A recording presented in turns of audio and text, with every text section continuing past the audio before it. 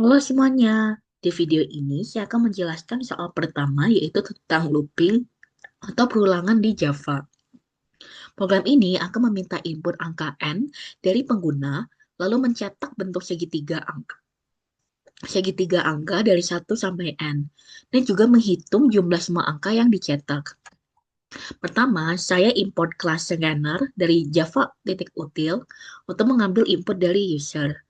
Kemudian, saya buat variabel n untuk menampung input angka dari user, dan total untuk menyimpan hasil penjumlahan. Lalu di bagian looping, saya gunakan dua for loop. Loop luar untuk baris, dan loop dalam untuk mencetak angka dari 1 sampai nilai i. Misalnya, ini sudah saya run code-nya.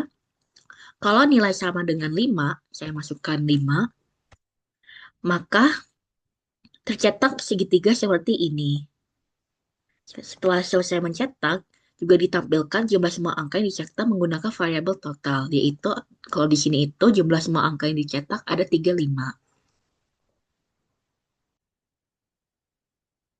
Selanjutnya, saya akan membahas soal kedua tentang branching atau percabangan menggunakan if-else.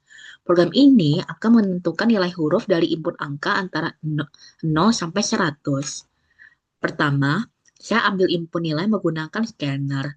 Lalu saya membuat variabel grade bertipe char untuk menyimpan hasil nilai huruf. Setelah itu, saya gunakan struktur if else untuk mengecek rentang nilainya. Jika nilainya 85 sampai 100, maka nilainya A. Jika 10 sampai 8, nilainya B. Jika 55 sampai 69, nilainya C. Dan jika 40 sampai 54, nilainya D. Dan terakhir kalau di bawah 40, nilainya E. Kemudian, terakhir akan ditampilkan hasilnya dengan sistem outprinted. Nah, berikut ini saya akan run code-nya. Nah, misalnya masukkan nilai 10 sampai 100, saya masukkan nilai 70. Nah, maka nilai huruf kamu adalah B. Kemudian terakhir, saya akan mempresentasikan yaitu tugas ketiga dari materi Object Oriented Programming atau OOP dengan topik kelas dan inheritance menggunakan contoh kendaraan, mobil, dan motor. Dalam tugas ini, saya membuat kelas induk bernama kendaraan dan dua subkelas yaitu mobil dan motor yang merupakan turunan dari kendaraan.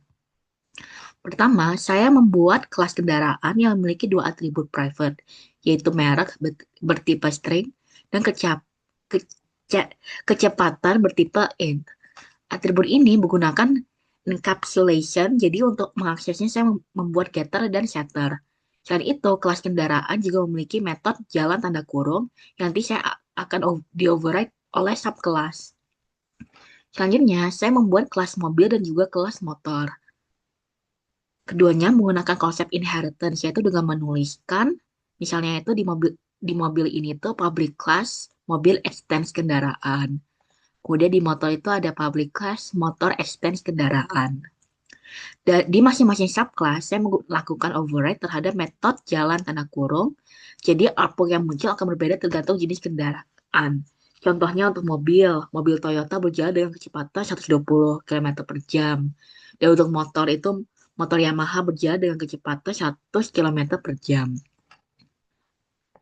Setelah itu, saya membuat kelas radiningka kendaraan yang berisi metode main. Di sini saya membuat beberapa objek, yaitu dua mobil dan dua motor.